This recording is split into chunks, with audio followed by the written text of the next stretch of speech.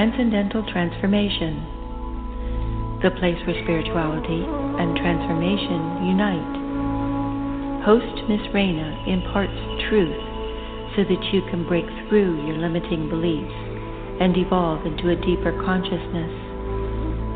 As you go about your day, remember, before every breakthrough, there is a breakdown. And now, let's start the show.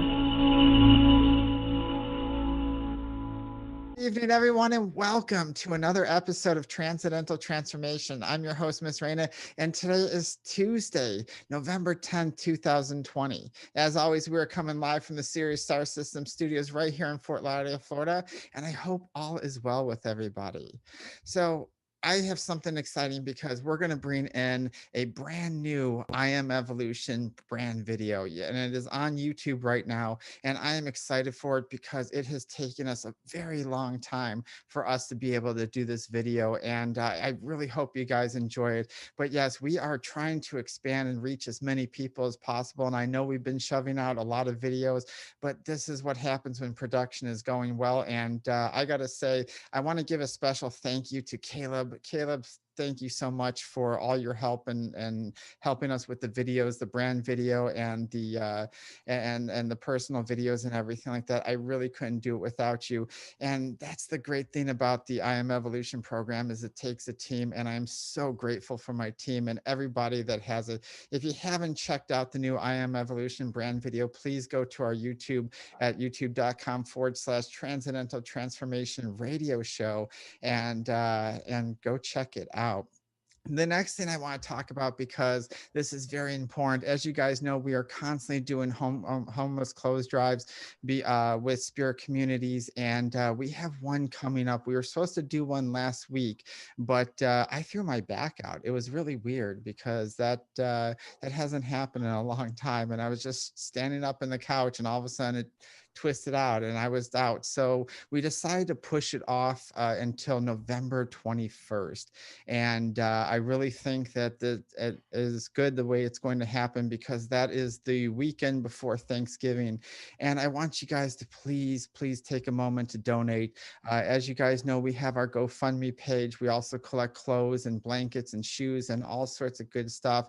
But please remember that this is Thanksgiving and there are a lot of people in the world, especially here in the South Florida area, that have nothing.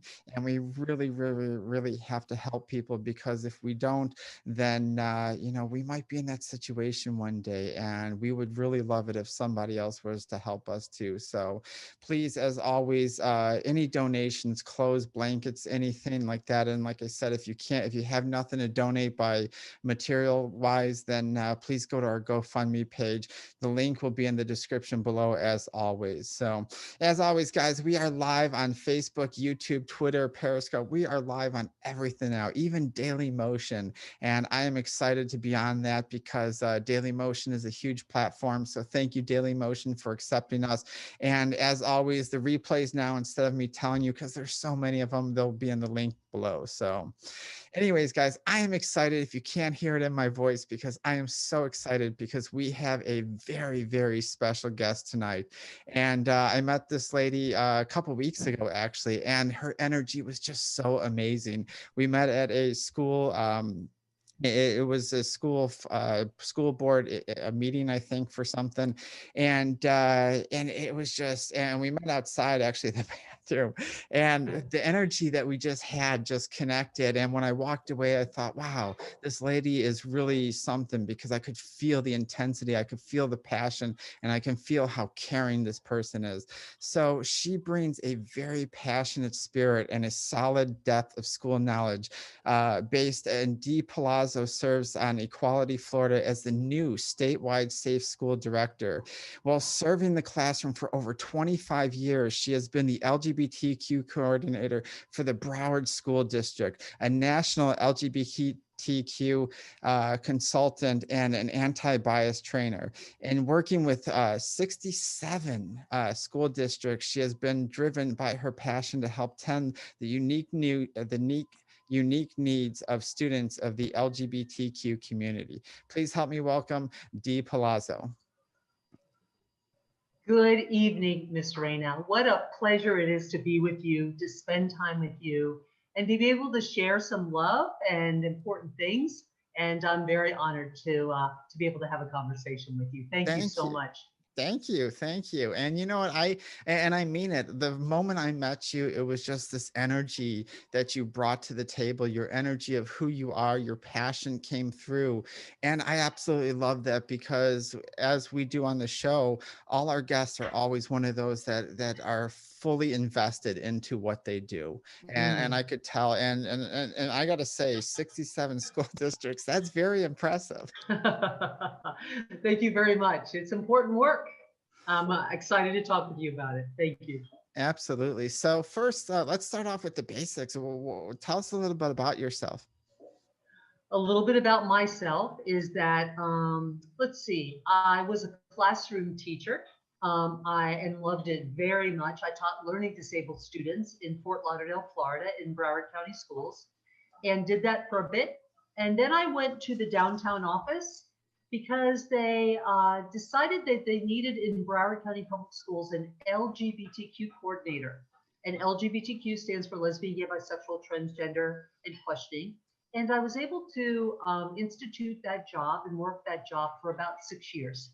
So, because it was just me, my role was to institutionalize and operationalize best practices for this unique group of young people.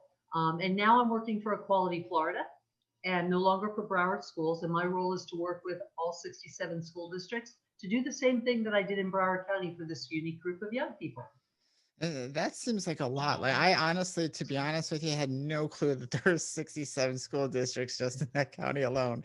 And that seems like a big responsibility. And you know what, I feel that just by the energy of you is that's perfect for you because you seem like one of those people that are so passionate about helping people of the LGBTQ community that it's really a bonus for them to be able to have you. Thank you. I've got, since I was a little kid, I had this thread of fairness and justice running through my bones. And I distinctly remember when I was in fourth and fifth grade, there were a lot of kids that were picked on, and I was just standing up for them. And I've always been like that. So when I heard about this group of young people, it said, no holds barred. We've got to go in and help school districts help them. Absolutely. And, you know, bullying has been something that's been around for a very long time, and not just with the LGBTQ community, but with a lot of people. But it Mm-hmm. really seems like the LGBTQ community is really targeted because I know from personal experience myself, I had a really rough time in school, and I know it's hard for a lot of people to live a normal life and to go through school and try to get good grades and do all the things society expects from us and have the issues that we're facing. Totally agreed. I mean, when I think, my background is in education. So when I think about the developmental needs of young people in general and the challenges they go through in fourth grade and in seventh grade and in ninth grade and 12th grade emotionally, you know that all of these young people need to feel connected and valued and supported, especially when you're a marginalized young person. And there's so many different marginalized young people. Absolutely. And hopefully it seems like things we're turning around for a little bit, but I guess that's kind of the ebb and flow of everything where we get Mhm. a little push, then we have a little setback and we give a little push and we have a little setback. But in my eyes, I always feel that builds characters because if everything was so easy, then our accomplishments wouldn't feel as greatly as we need them. And so a little fight kind of builds character, especially in our community, doesn't it? Completely agree with you. A conflict is a natural part of life, and that's how we grow and evolve, and that's how we end up sharpening our sense of who we are and also developing trust within ourselves and with others. So I totally agree with you. Absolutely. So, can you please? I know you said something about Equality Florida, and I honestly haven't been too much in it. I know there's a lot of listeners that aren't sure what Equality Florida is, but can you tell us a little bit about Equality Florida? Sure. Equality Florida has been around since about 1994, and it is Florida's statewide civil and human rights organization dedicated to the needs and rights of LGBTQ people and young people, whether they be young, middle aged, or old. There's a number of equalities across the United States, and we are Equality Florida. There's a lot of different arms of Equality Florida. We have a staff of over 40, and I came on staff 5 years ago to be the director of safe schools. So Equality Florida works on political things. I am safe schools. I'm not working on political things. Works on fundraising, works on HIV education, works on rights, works with seniors, and works with young people. So you can always see more about Equality Florida by going to our website, which is eqfl.org. So Equality Florida takes care of everything. Is it everything in Florida that's LGBTQ concerned, or is it Yeah. just certain districts? We are the leading civil and human rights organization that opens up not just to school districts, but pertaining to anything.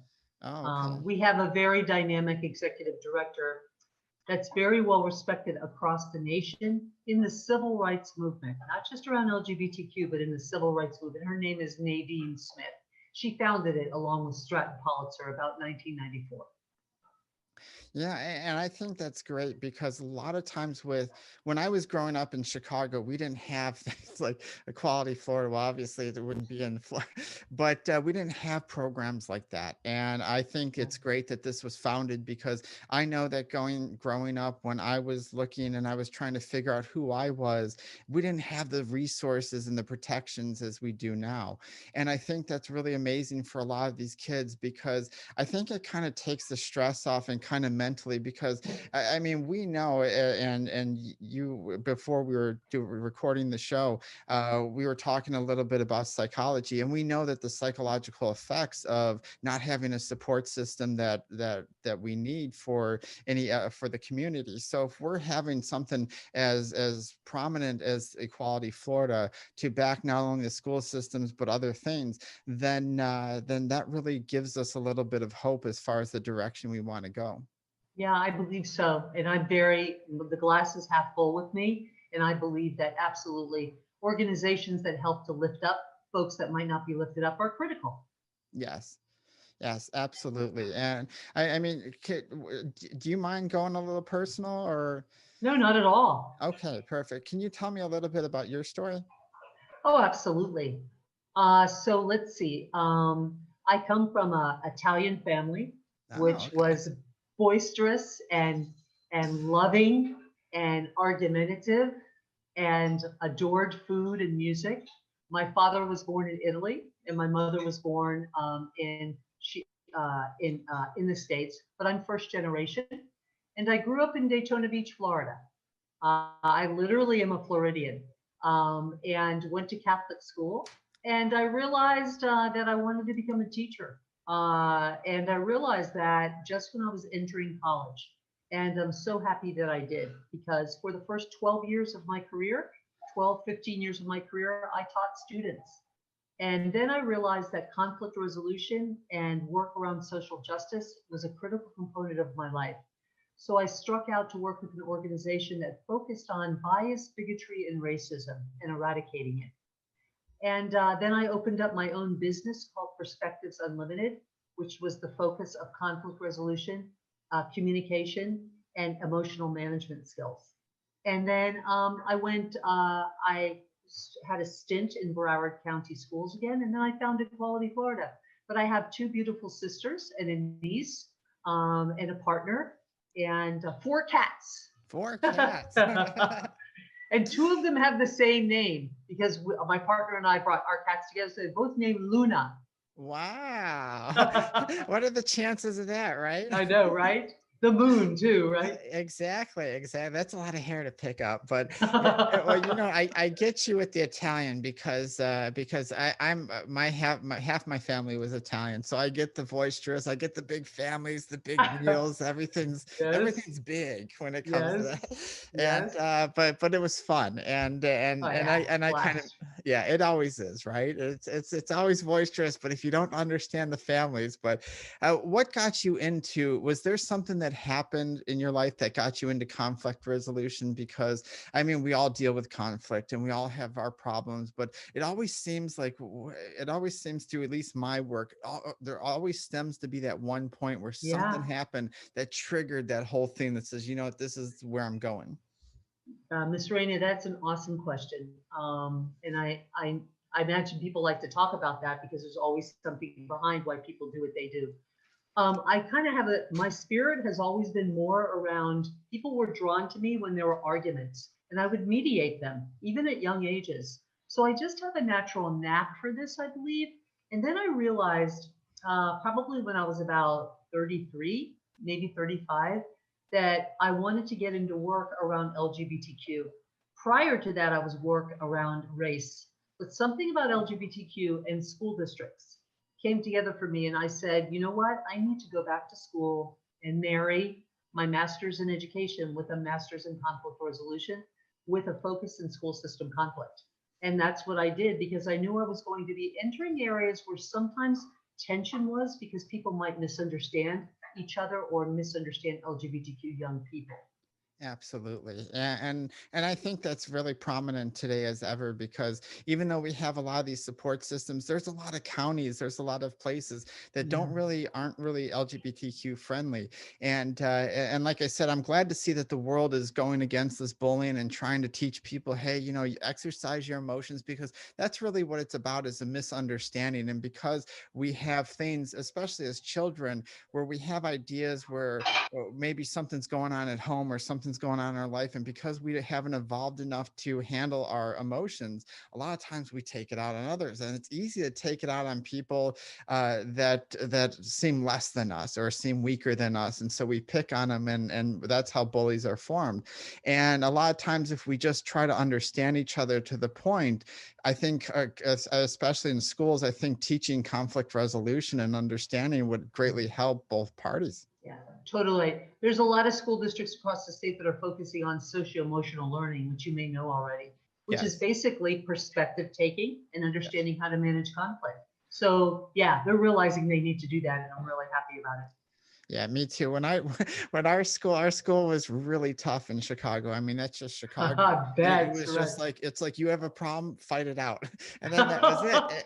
And honestly, and I sat there and I used to think when I was really young, I was like, okay, but I don't want to fight it out with somebody. Like I don't want to fight this out, because there's no point to fighting. I never understood the fighting an argument. And if that was how we taught resolution, was just to fight it out really quick and then be over it, I just never understood that. To me, understanding and seeing perspective from other people's points of view gained a vast knowledge of the person, and I actually respected the person more because I understood where they were coming from. Spot on. There's always a reason why people are behaving or acting the way they are. We have to get to the root of it versus just duke it out. Absolutely. So, all right, Dee, we're going to take a break, and we'll be right back after these messages from I Am Evolution. Okay. The human experience is changing, and consciousness is evolving into something higher than any of us could ever imagine. As we transform into more sentient beings, a new world of connected consciousness is taking place. Welcome to I Am Evolution, the movement in human development that transforms the human experience into a deeper consciousness through perspective and duality. Are you ready to be a part of the next stage in human evolution? Call I Am Evolution today to schedule your appointment at 561-318-0006. That's 561-318-0006. Or email us at iamevolution@protonmail.com. All right, everybody, we are back. And if you're just joining us, we have the fabulous Dee Palazzo with us, and we are talking about LGBTQ issues, especially in Florida. And Dee, one of the things that I've noticed in the LGBTQ community, especially with our youth, are the LGBTQ children are at higher risk for mental health challenges, including very disturbing rates of attempted suicide. Can you elaborate a little bit on the needs and challenges of young LGBTQ community? I am happy to. Thank you. And that's another good question that lots of people ask. So our young people are challenged with risk behaviors and mental health challenges, not because of who they are, but because of the stigma attached to who they are. Yes. And I often share that we as people, whether we're 8 or 88, we go 3 places for social support. We go to our families, if we have family, for a sense of belonging.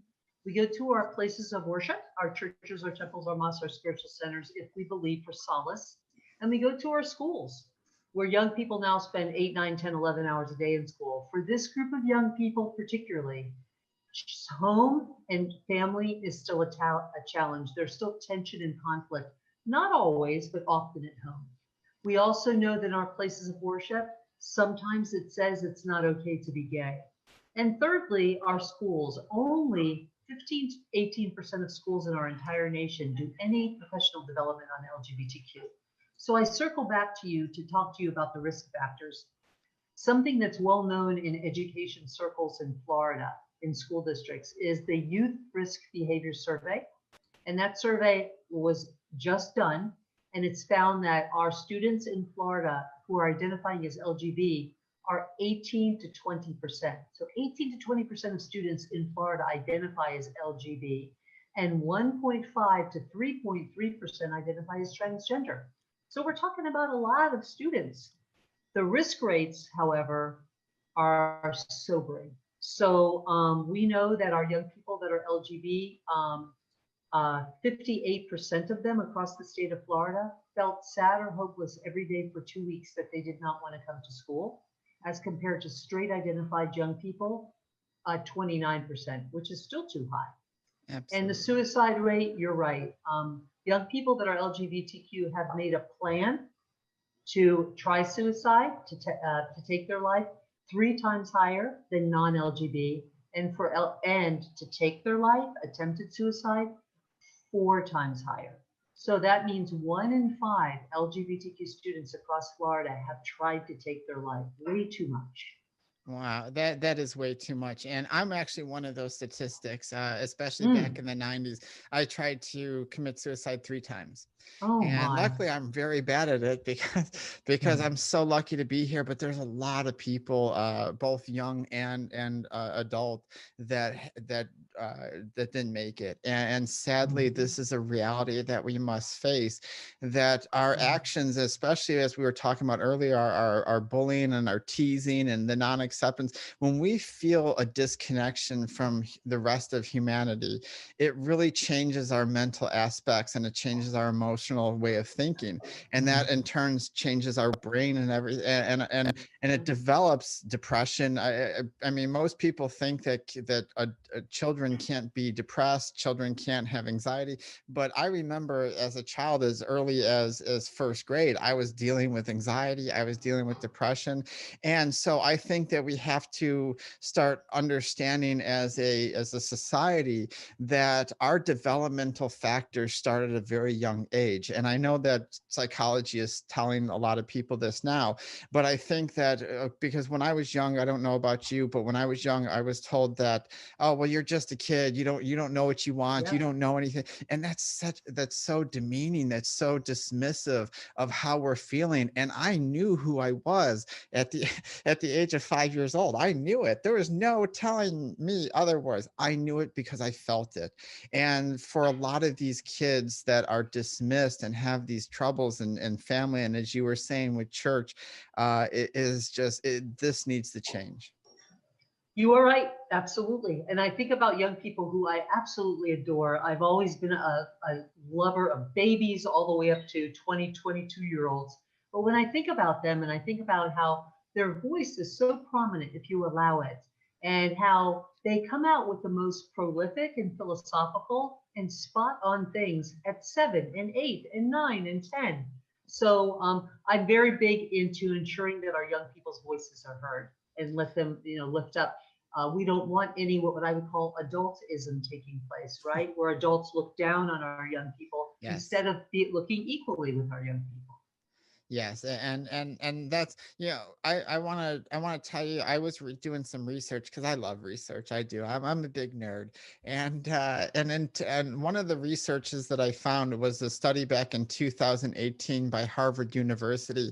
And for everybody who's listening, this was a pretty big study. It consisted of 40,000 LGBTQ plus people that had the ages between 13 and 24, and they found that 68% 85% of the respondents reported symptoms of generalized anxiety disorder. 55% reported symptoms of depressive disorder, and 48% engaged in self-harm. And to me, that's just way too much. When you have a group that nearly half or more than half of them is coming up with anxiety or depression or suicide, this lets us know that how we are living as a society is not correct, and we need to change this. We need to come to an understanding. And it's sad, and how we met at the school board meeting. And it's sad that there's a lot of school boards, and sad that there's a lot of people and places, families that just don't accept this. Yes, when I think about our young people and I think about their narratives that I hear in my head, their testimonials, their lived experiences, there's great challenges still out there. Many people say, Dee, it's totally getting better for LGBTQ young people. In many ways it is, but in many ways it is not. And for example, I just shared those harrowing statistics with you. Those are real-time statistics in Florida. So yes, you are exactly right, Ms. Rena. Yes. And I think that if people, it's sad because in this show, we don't get into politics or religion or anything, but sometimes we have to touch on it just a little bit. But it's one of the reasons, and I had to fight that with my family, because my family is diehard Catholic, and there's nothing wrong with that if that's the way you want to go and that's what you want to believe. But it was an adjustment for my family when I came out and said, hey, I'm bisexual, and you know, I'm thinking this way. I may even think about gender issues and this and that. And I just, and my parents, and especially my dad, because sometimes it seems that males have a harder time with it than females. But I noticed that was one of the issues, and it was just, and it was just such a hard thing to get over. And it actually made me reject a lot of things. And then that sent me into a spiral, because I thought, well, I'm being rejected by so many different ways but there's no support system. And that's one of the reasons why I wanted to have you on as a guest, because I want everybody who sees this show to understand, especially here in Florida, and I guarantee you in the States as well, that they have support systems out there. And that's why I found you so fascinating, because someone who's so passionate about helping people for the reasons of their benefit, not your own, really sparked something in me. Yeah, it's needed and necessary. And this work is, even though there's been much success about shifting cultures in school districts to ensure they understand the needs, there's so much more to go. There's so many young people that are greatly challenged because of rejection of family, or rejection of friends, or rejections in the community. So yes, emotions are an incredible, important piece of taking care of our kiddos. Dee, how have you mentioned the school systems a lot, but how have the schools or the school districts been responding to your outreach programs? Yeah, that's a complicated question, but my first gut reaction is very well. And I think part of it, Ms. Rena, is because my background is in education, and I'm warm and I'm professional.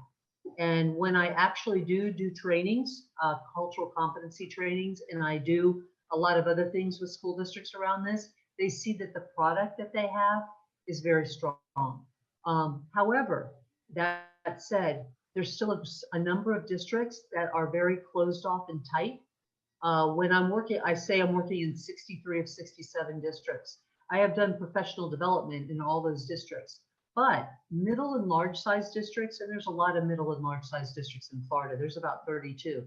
I have a regular and ongoing relationship with, where I'm constantly working with them. The other districts need to be pulled along. And largely, some of the challenges are they're scared to enter the subject, even though 18 to 20% of our students are LGBT in Florida with very high risk factors. They're also very resilient. And I want to make sure I get that in there. Our young people are very resilient too. What is the biggest challenge that you find with the school systems? I know that some of them are challenging. I know that some are easy. They say, hey, great, let's jump aboard. But I know there's always a struggle. So what are the biggest challenges that you face with the school system? For one is bureaucracy. We have we have a number of school districts in our state that are the largest in the nation. I think the top 12 school districts, top 15, top 20, we have at least a half of those. So a lot of bureaucracy and getting through the red tape to getting to the right people. That's one thing for certain. Another thing is there's so many things on school districts lists. To be a teacher, to be a superintendent in 2020, 21 is you have to really be a mega force and be able to balance so many different things and deal with so many contentions. That's another thing. And another piece of this, frankly, is I often say ignorance. And to me, ignorance is not a bad word, Miss Raina. It's an opportunity to educate. And what I mean by that is folks don't know at high levels in districts how important it is that this group of young people can be easily, grades could go up. They could be trying out for clubs and they feel fantastic about themselves with just little things that they can do in school districts to be able to help these kids feel safer. So I do have to be honest with you because I'm very honest. I do encounter a fair amount of bias. And biases, we don't need to be talking about this here. This isn't a part of what schools are about. And in fact, schools are about safety and equity for all young people. And we can't put our heads in the ground around multicultural diversity. Well, I love the fact that you said ignorance, and I love the fact that you said it's not necessarily a bad thing because it isn't. And we all are ignorant in some areas. No one knows everything. And we have this bad connotation with this word ignorance, and we get offended quickly when someone says, oh, well, we're ignorant to this situation. But ignorance is just non-education. It's non-awareness of the subject. So when we're understanding that, for us to take it personally, no, to teach me, at least for me, I want to know this, because as smart as I am with alternative medicine and spirituality, there are some subjects that I'm very ignorant on, and it's okay because that's life. None of us are meant to understand everything. So when we have this bias, when we have this, I think it's really helpful for us to educate that biasism and not so much like an attack form. And that's one of the things that I have an issue with coming from this community. Sometimes we want our way so bad because we've been fighting so long that we become angry and we become forceful. And when we run up against that biasism, we attack it like a dog, and not realizing that when you jump at something, it's going to react just the same way. Exactly. And I think that what you said, by educating them and following through the process and just, trying to present in a professional manner, I think that really pushes us in a direction rather than just an instant rejection. Yes, completely agreed. And sometimes it takes people a long time to trust, right, to get the door open, whether that door is metaphorical in a family or whether that door is metaphorical in an entire school district. And they need a tap, tap, tap, tap. So one of the things about our work, my work, is I'm tenacious and patient at the same time. I know it's going to happen sooner or later, and I'm also careful and strategic and really love to step into other people's shoes to understand how they're feeling in school districts leadership. And I think that's one of the best approaches to understanding anything, is stepping in somebody else's shoes. And I think to invite them to step in our shoes as well, as long as they're open to a lot of it, because I know you run into people that just shut it down completely. But one of the things I noticed you've talked about for the past maybe 40 minutes is the resilience, especially with children. And Yes. what do you think that the schools can do to ensure some of the best practices that are in place for the LGBTQ students that are connected, that make sure that they're connected to and respected and safe? Yeah, this I could talk about forever, Ms. Reina, because it's so important and it's not a heavy lift. And I'm going to have to kind of separate this into our categories of LGB students and our transgender students, because our transgender students really are greatly misunderstood. But the first thing I want to say broadly about both groups is professional development training, cultural competency, professional development training. And I do them regularly. In fact, over 30,000 folks in this state, principals, assistant principals, school counselors, social workers, school psychologists, have all had professional development training on LGBTQ, not 15 minutes, any place from an hour and a half to 3.5 hours. Wow. So PD is short for professional development, is critical. Um, uh, Gay Straight Student Alliance clubs. And these are clubs in our schools across the nation where straight identified young people and LGBTQ young people come together just like any other club to feel connected and valued and safe. Empirical research tells us that GSAs in schools, empirical research will allow lift the level of self-efficacy by our students, and will also help students that are non-LGBTQ feel just as safe in their school. So there's a lot of data. So having a GSA in the school where a principal is open and welcoming and doesn't say like, I don't think that should be here. By the way, it's law that you must have a GSA in the school. It's actual, that's the law precedent. Another very small thing is safe space stickers. And these are stickers that we have at Equality Florida, but you can get them anyplace. And after a training, if a principal, a dean, a school resource officer, a cafeteria worker, and certainly a teacher puts up on their wall a safe space sticker, so many young people tell us, not just LGBTQ, I was so glad I saw that. I felt more connected and safe. And lastly, there's many more. I could talk forever. I don't want to take up a lot of this time. But lastly, our transgender young people. They're greatly misunderstood. As you may or may not know, that someone who is transgender, their core identity does not match their sex assigned at birth. So they're very clear about that. Just like you and I may have known, possibly, that at a very young age you were a girl. I always felt like a girl. Our beautiful transgender children often know at a very young age they're very different. They do not feel. So there's a lot of care that needs to be taken because the suicide rate for this group of young people is 42%. So little things in schools that are incredibly important, such as calling that child by their affirmed name, not their birth name, but their affirmed name. Making sure that their pronouns are accurate, making sure that there is a safety plan in the school, making sure that everybody that does need to know that their name is their affirmed name knows. If there's challenges at home pertaining to understanding their identity, trying to bridge the gap. So a social worker or school counselor tries to bridge the gap. So these are all not really heavy lifts. You know, you call Nathaniel Nate, you called Juliana Julie. Why not call Michelle Mark? If very clearly that child's core identity does not match their sex assigned at birth. So I'll stop there. No. Well, we're going to take a break. And then after that, we're going to continue. We'll be right back after these messages from I Am Evolution. The human experience is changing, and consciousness is evolving into something higher than any of us could ever imagine. As we transform into more sentient beings, a new world of connected consciousness is taking place. Welcome to I Am Evolution, the movement in human development that transforms the human experience into a deeper consciousness through perspective and duality. Are you ready to be a part of the next stage in human evolution? Call I Am Evolution today to schedule your appointment at 561-318-0006.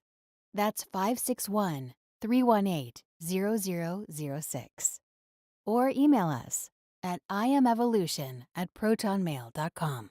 All right, everybody, we are back. And if you're just joining us, we are in the last part of our show. It goes by so fast. And I have been having a wonderful conversation with Dee Palazzo here from Equality Florida.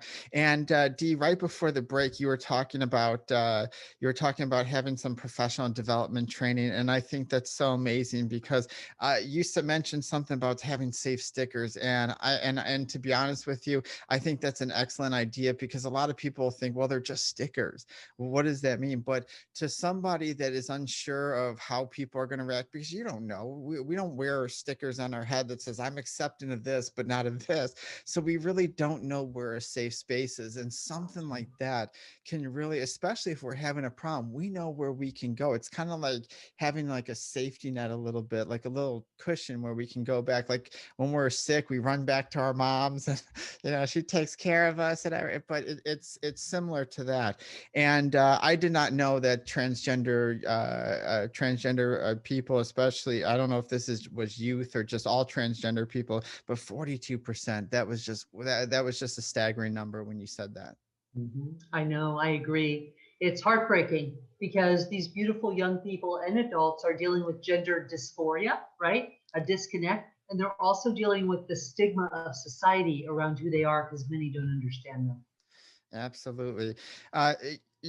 Here in Florida, we had there was a recent school that in a certain county that had a proclamation that was asked to be added for the LGBTQ, and it recently failed. And what are your thoughts on that? Yeah. So to give everybody a big picture, LGBTQ History Month happens to be the month of October. Just like we have History Month for any identity group, women, Muslims, African American, Hispanic people. This is the LGBTQ History Month. So there are a number of LGBTQ History Month proclamations that were brought up across the state in about 12 to 15 school districts, I'm proud to say. And there were 2 or 3 of them that were tabled. The reason they were tabled is because the school board didn't understand the needs of LGBTQ young people. They didn't feel it was necessary. So where you and I met, Ms. Reyna, was at a school board meeting where we were educating the school board. Yes. And that was great. Unfortunately, that's great. And they were understanding and they got it. The proclamation was going to move forward. Then unfortunately, 2 weeks later, school board meetings are every 2 weeks. A group of people that were adamantly against it came forward, a good 20 to 30. And I understand they were quite vitriolic. They were very difficult to listen to because they were saying a lot of bad, negative things that were very hurtful around LGBTQ people. And the school board decided they were not going to go through with the proclamation. This is a problem. And the reason it is, from my perspective, is because all young people deserve to have an equitable education to grow, thrive, graduate successfully and on time. Just like any group, their history, their lived experiences often aren't heard, LGBTQ young people. So to have that pulled out from them, I understand there's a lot. In fact, to be frank with you, I know about a group of young people that heard about this from this school district, and they're going to be signing a petition to state that they can't believe what was said, and they hope that the school board will listen next time around.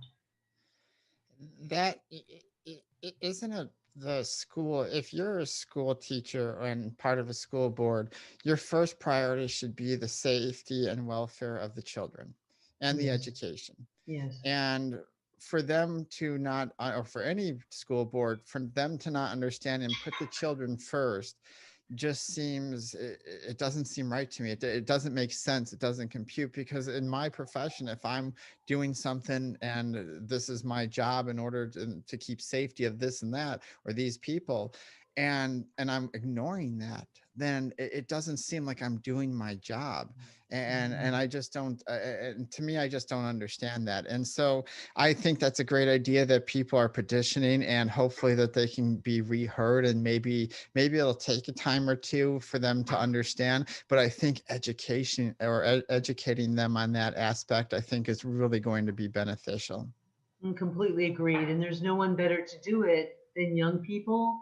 Yes. And people that are stakeholders in the community. Just like this group of people came out and shared their thoughts very vitriolically, there's a group of people that have children that are LGBTQ, that get it, that they have family members, and they themselves are, and they've struggled through school. There was a student at this meeting that really touched one of the board members, because this board member knew this child but didn't know that they were in LGBTQ community. And when this child wrote them and said that they were, it opened up her way of looking at LGBTQ people, which was beautiful. So we have to connect with people and be honest about who we are. Absolutely. One of the things, I'm going to switch a little bit on that, because Okay. one of the things, since a lot of people know that I work with the homeless, when I was doing my research, and it's sad because out of the University of Chicago, it was showing that the LGBTQ youth comprise 40% of all youth experiencing Mm-hmm. homelessness. Yes. And whereas the 7% of the population of youth population. So 40% of the youth experience homeless comes from LGBTQ. And to me, that just says that shows and proof that we're having issues, because if we're not feeling safe at home, if we're not feeling safe in our school districts, or we're not feeling safe anywhere, our first reaction is to run. That's our instinctual nature, is to run away. And no child, nobody in my mind, even adults, should be homeless. Yeah, you're spot on. This 40% figure sounds like, really? Could it be? But no, this is exactly almost one in two. And often, when I do my professional development in school districts in the state, this is a piece of what I talk about, but a homeless LGBTQ youth. But certainly, 90% of our transgender young people who are homeless because of conflict at home or being thrown out at home. So our trans youth are a lot. And important to know, a lot of our beautiful youth of color, our beautiful Black and brown youth, are have many more intersections of challenges when they're Yes. LGBTQ, Black, brown, or transgender. Yes, and that's just like an added weight to it. And I don't think people understand that there's so much pressure of society just being anybody. Yep. Because we developed this idea that you have to go to school, you have to go to college, you have to have a job, you have to have these things, you got to make all this money, you have to do all these things, and Yeah. then put on top of it being LGBTQ, and then being of race, and it just like, what else can we pile on? Because this puts so much pressure on it. And as I said earlier in the show, with me, I'm Hispanic, and it was hard for me being a female, being a Hispanic, having to deal with different things, gender confusion at the time. And I think that they were diagnosing it as a disorder during my time. So Interesting. they were putting that on there. They're like, well, you have gender identity disorder. And I was like, well, I don't Mhm. even know what's going on yet. How can you diagnose? And then I was stressed out, and it sent me into this whole set of depression, and it lasted Mm. for many years because I had no one to talk to. and and Gosh. and but this is the reality for so many, and luckily I was one of the Yes. strong ones that were able to say, hey, you know what, I got to find my way through this, even though I had no help at the time. But these resources are here, and that's why I love the fact that I ran into you, because someone who cares is here. And for these children and these youth people to understand that there are people out there. So if you don't have somebody to that you can turn to, sometimes turning to a stranger that understands is the best option. Yeah, agreed. There are a lot of light workers in our world and a lot of champions of marginalized young people. And I want to lift that up and pause that. Yet at the same time, there's a lot of people that don't understand, people that are different from them. So our work here, as we do this good work in education, is to be able to sit at a table with someone that you don't understand and simply listen. That doesn't mean you have to agree, but at Yes. least open up and understand another perspective, and it will soften the hardening pieces that cause some of these great challenges with young people across our world. Absolutely, and it can be done. My dad was proof of it. He was that hardcore Really? Hispanic male that men are like this, women are like this, and this is the way life is. And he was Mm. really hard nosed. And when I first came out, it was like two bulls that just and it was just Hmm. an explosion. And it was hard. At first, he didn't want to see me, and my mom was like, "You see your daughter, that's your child, blah blah." And one day he just realized what he was like, why am I angry, why am I hating my child? And Great, great. he couldn't understand why. And then he realized, and my mom was a big help in that, and helped him realize. And one day I was living in Connecticut, because I was like, I don't want to live in Chicago anymore. My life is different now, nobody's accepting, a lot of the family members didn't accept, so I moved.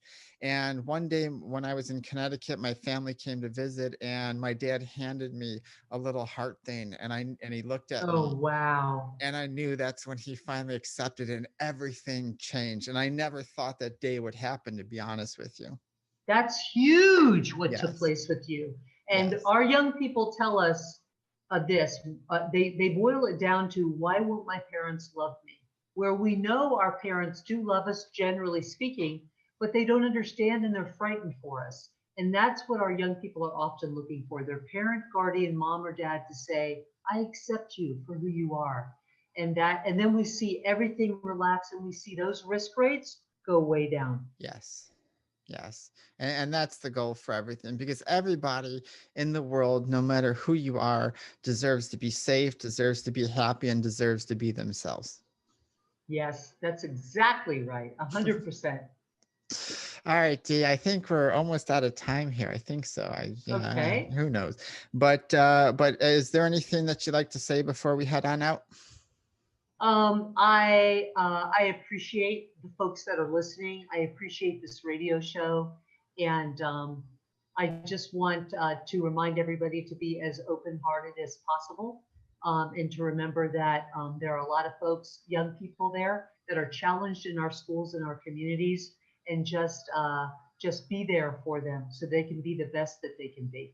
Absolutely. Perfectly said, Dee. Thank you so much. So, Dee, thank you so much for being on the show. And I would love to have you back sometime in the near future, because I think there are so many topics that we can constantly talk about and Mm. educate. And I think that this is a platform that seems to be perfect for it. So, I would love it. It was a pleasure and a joy, and I will always remember this. And I really look forward to being with you again. And thank you for lifting up this opportunity to talk about LGBTQ young people. thank you, Dee, so much. So, all right, guys, as always, follow us on our Facebook at facebook.com/transcendental transformation. Our YouTube channel is the same thing. Visit my website, soulandspiritguide.com, and sign up for the newsletter so that you can receive hidden shows, VIP access to the website, and any special guest offers that we have. And like I said before, if you really enjoyed this show, please share it with somebody. Remember that this show is about education and getting to people that need the help and are looking for some sort of guidance. And so if you know somebody that is, please share the show. And that's the way we help people. And always remember to believe in yourself. And it's not our ability or our talents that make us who we are, but it is our choices. Thank you and have a wonderful evening.